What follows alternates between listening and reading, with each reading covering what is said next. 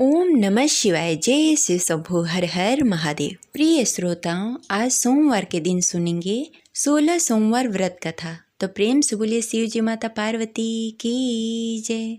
जय शिव शंभो। प्रिय श्रोताओं, सोमवार का दिन भगवान भोलेनाथ को समर्पित है। इस दिन भगवान भोलेनाथ की पूजा आराधना करने और व्रत रखने से और कथा श्रवण करने से समस्त पापों का नाश होता है और भगवान भोलेनाथ की कृपा सदैव अपने भक्तों पे बनी रहती है।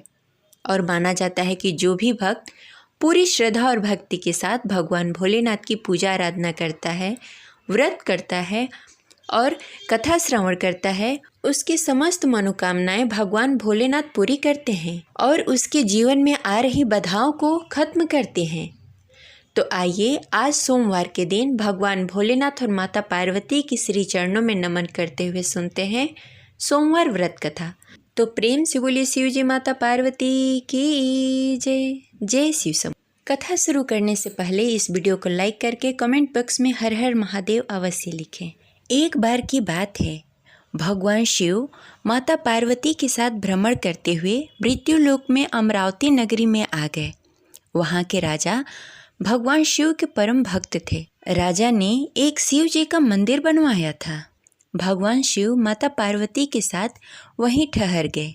एक दिन पार्वती जी ने शिव जी से बोला कि नाथ, आइए आज चौपड़ खेलते हैं। खेल प्रारंभ हुआ। उसी समय पुजारी पूजा करने को आ गए। पार्वती जी ने पूछा, पुजारी जी बताइए जीत किसकी होगी? पुजारी जी ने बिना सोचे समझे कहा कि भगवान भोलेनाथ ही जीतेंगे। किंतु अंत में जीत पार्वती जी की हुई। पार्वती जी ने मिथ्या भाषण के कारण पुजारी जी को कोढ़ी होने का श्राप दे दिया। पुजारी जी कोढ़ी हो गए। कुछ दिन बाद देवलोक की अप्सराएं पूजा करने के लिए आई और पुजारी जी को देखकर उन्होंने कोढ़ी होने का कारण पूछा।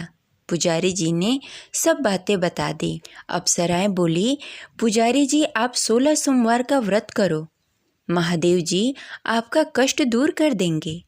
पुजारी जी ने उत्सुकता से व्रत की विधि पूछी।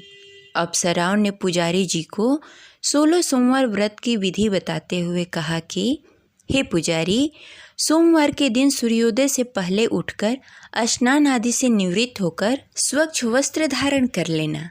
तत्पश्चात आधा सेर गेहूं के आटे का चूरमा बनाकर उसके 3 भाग कर लेना।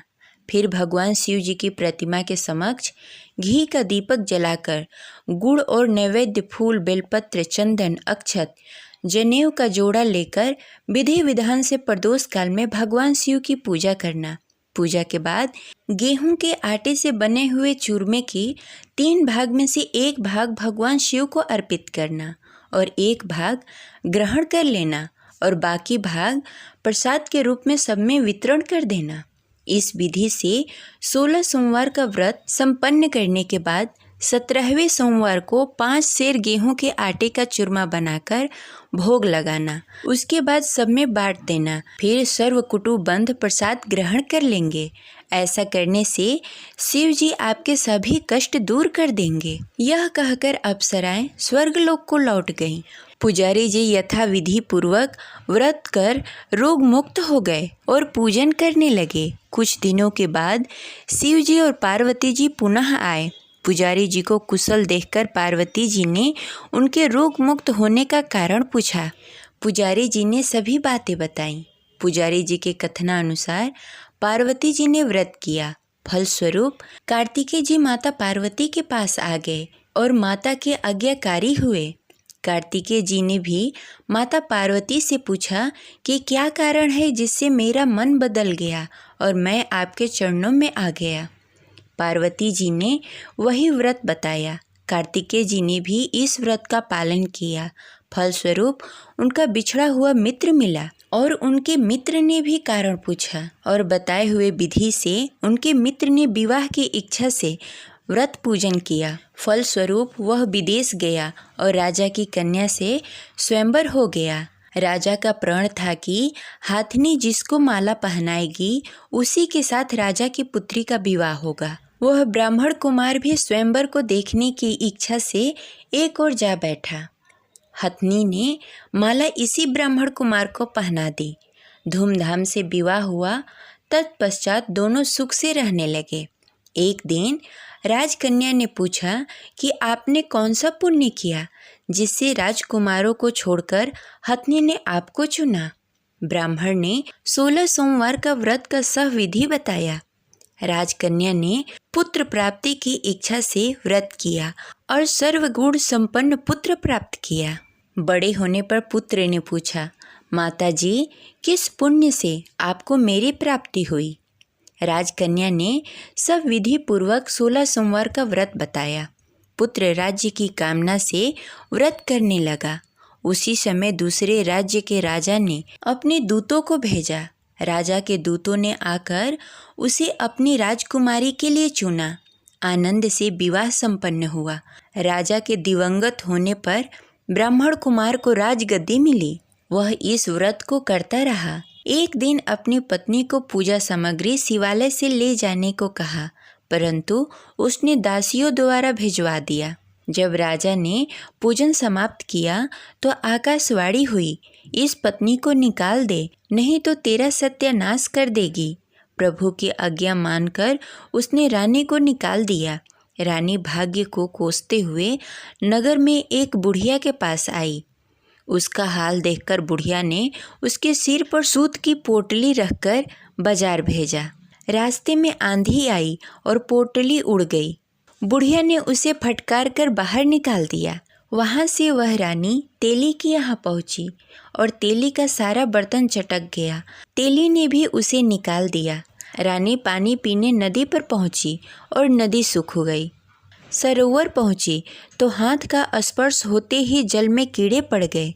वही जल को पीकर आराम करने के लिए जिस पेड़ के नीचे जाती वह पेड़ सूख जाता। वन और सरोवर की यह दशा देखकर ग्वाले उसे मंदिर के गोसाई के पास ले गए। उसे देखकर गोसाई जी समझ गए कि यह कुलीन अबला विपत्ति की मारी हुई है।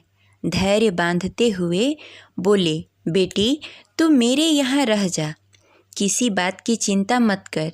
रानी आश्रम में रहने लगी, परंतु जिस वस्तु पर उसका हाथ लगे वहीं कीड़े पड़ जाते। दुखी होकर गोसाई जी ने पूछा, बेटी किस देव के अपराध से तेरी यह दशा हुई है। पुजारी जी की बात सुनकर रानी ने सारी घटना बता दी।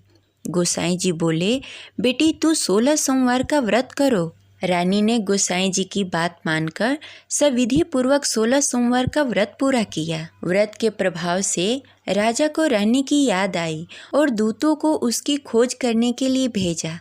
आश्रम में रानी को देखकर दूतों ने राजा को रानी का पता बताया। राजा ने जाकर गोसाई जी से कहा, महाराज, यह मेरी पत्नी है। शिव जी के रुष्ट होने से मैंने इसे परित्याग कर दिया था। शिव जी के कृपा से मैं इसे ले जाने आया हूँ। कृपा करके इसे जाने की आज्ञा दें। गोसाई जी ने आज्ञा दे दी। राजा रानी को नगर में लेकर आए और नगर वासियों ने नगर सजाया, बाजे बजाने लगे और मंगलाचार हुआ। तत्पश्चात शिव जी की कृपा से प्रतिवर्ष 16 सोमवार का व्रत कर वह रानी के साथ सुखपूर्वक रहने लगे। इसी प्रकार जो भी मनुष्य भक्ति सहित और विधि पूर्वक 16 सोमवार का व्रत करता है और कथा सुनता है, उसकी सभी मनोकामनाएं पूर्ण होती है और अंत में वह शिव जी को प्राप्त होता है। इस प्रकार 16 सोमवार व्रत कथा संपन्न हुई। तो प्रेम से बोलिए शिव जी माता पार्वती की जय। जय शिव शंभु, हर हर महादेव।